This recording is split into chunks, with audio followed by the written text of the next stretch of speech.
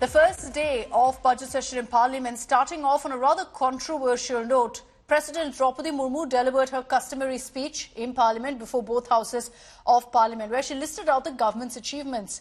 Now, soon after her speech, when the Gandhis emerged, the media asked them for their reaction. How did they respond?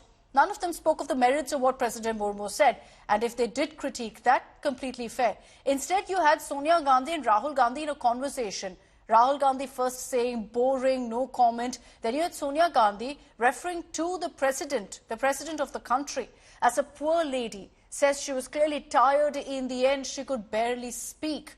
Now, the BJP has deemed this as an insult to the President of India. Let's get you all of the reactions first in our report. माननीय सदस्यगण संसद की इस बैठक को संबोधित करते हुए मुझे हार्दिक प्रसन्नता हो रही है। The budget session kicks off with a showdown. Former Congress President Sonia Gandhi's reaction to President Draupadi Murmu's address to Parliament has triggered a controversy. Boring. No comment. No, the poor lady, the president was getting very tired by the end. Repeating the same thing again no, and again. No, she could hardly speak, poor thing. While condemning these remarks, Rashtrapati Bhavan stated that the comments hurt the dignity of the office, calling them unacceptable. Prime Minister Narendra Modi launched a blistering attack on Gandhis and called the remark an insult to tribals. राष्ट्रपति जी को poor thing कहा, गरीब कहा और चीज कहा, थकी हुई कहा। एक आदिवासी बेटी का बोलना इनको बोरिंग लगता है। ये देश के 10 करोड़ आदिवासी भाई बहनों का अपमान है। It is happening now. Amid massive uproar, Congress defended Sonia Gandhi. Please, ma'am. My mother is a 78-year-old lady. She simply said that the president must have been tired reading such a long speech. Poor thing. I don't think she fully respects, in fact, she has the utmost respect for her.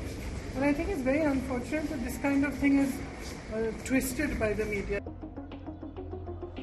Several opposition MPs criticized the president's speech, claiming it had nothing new to offer. बेचारी का तो कोई दोष नहीं, वो राष्ट्रपति हैं, वो तो स्टाम्प है और किसी का लव लेटर पढ़ना है उनको, तो राष्ट्रपति से आप क्या उम्मीद करिएगा? बस पोथी पर पंडित हो यो जगमुआन कोई वाली कहानी है. It is really funny. Whatever, there is no. You just compare the 2024 speech and 2025 speech, or are equal. I am really frustrated with this speech. The BJP-led NDA alliance went all guns blazing against the opposition for their remarks on President Murmu. संवैधानिक सर्वोच्च पद पर बैठे हमारे आदिवासी महामहिम राष्ट्रपति जी का अपमान करते हैं, वो संविधान का भी अपमान करते हैं। ये संविधान का सीधा अपमान है। I was wondering whether this is a political party in a democracy or this is a group of elitist people entitled and arrogant. I think they've lost it completely. Frankly, I did not expect it from Sonia ji. हम जब राष्ट्र के विकास और उपलब्धियों की चर्चा करते हैं, Setting the stage for the budget session of Parliament, President Draupadi Murmu underscored the government's resolve to eliminate policy paralysis while pushing key reforms like Waqf Board regulations and One Nation, One Election initiative. With Piyush Mishra in Delhi, Bureau Report, India Today. So while the BJP is latched on to this, with Prime Minister Modi also saying that clearly this is an insult to the president by Sonia Gandhi, the Congress maintains that there was no question of any insult. Priyanka Gandhi has said that her mother also, Sonia Gandhi, is 78 years old, so there was no disrespect meant, that she has great respect for the president. The Congress is saying that this was her empathizing with President Murmu. Now let's also get you some of the highlights of what President Murmu said in that address in Parliament today. One Nation, One Election और वक़्फ़ अधिनियम संशोधन जैसे कई महत्वपूर्ण विषय पर भी सरकार ने तेज गति से कदम आगे बढ़ाए। माननीय सदस्यगण, इस समय देश में महाकुंभ का ऐतिहासिक पर्व भी चल रहा है। महाकुंभ भारत की सांस्कृतिक परंपरा का, भारत की सामाजिक चेतना का पर्व है। देश और दुनिया से आए करोड़ों श्रद्धालुओं प्रयागराज में पूर्ण स्नान कर चुके हैं। मैं मोनो अमावस्या के दिन हुई हादसे पर अपना दुख व्यक्त करती हूँ। घायलों के शीघ्र स्वस्थ होने की कामना करती हूँ। महिलाओं के नेतृत्व में देश को सशक्त बनाने में यानी ह्यूमन लेड डेवलपमेंट में विश्वास करती है। नारी शक्ति बंधन अधिनियम के द्वारा लोकसभा और विधानसभा में महिलाओं के लिए आरक्षण इस दिशा में एक महत्वपूर्ण कदम है। मेरी सरकार का लक्ष्य देश में 3 करोड़ लखपति दीदी बनाने का है। आज 1 करोड़ 15 लाख से भी अधिक लखपति दीदी एक गरिमामयी जीवन जी रहे हैं। इनमें से लगभग 50 लाख लखपति दीदी बीते 6 महीने में बनी है।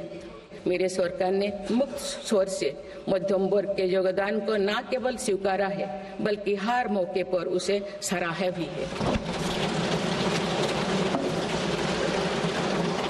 सरकारी कर्मचारी भी मिडिल क्लास के अहम प्रतिनिधि है।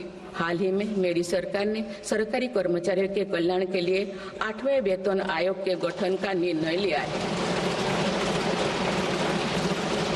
ये निर्णय आने वाले वर्षों में सरकारी कर्मचारियों के वेतन में बड़ी वृद्धि का आधार बनेगा। राष्ट्र निर्माण में करदाता के योगदान को मेरी सरकार ने सम्मान देते हुए टैक्स से जुड़े मसलों को आसान किया है। टैक्स विवादों को कम करने के लिए फेसलेस मूल्यांकन की शुरुआत कर पारदर्शिता बढ़ाई गई है। आप देश में 75 वर्ष से अधिक उम्र के वरिष्ठ नागरिकों को जिन्हें सिर्फ पेंशन मिलती है, आयकर रिटर्न दाखिल करने के संबंध में स्वयं निर्णय लेने का अधिकार दिया गया है।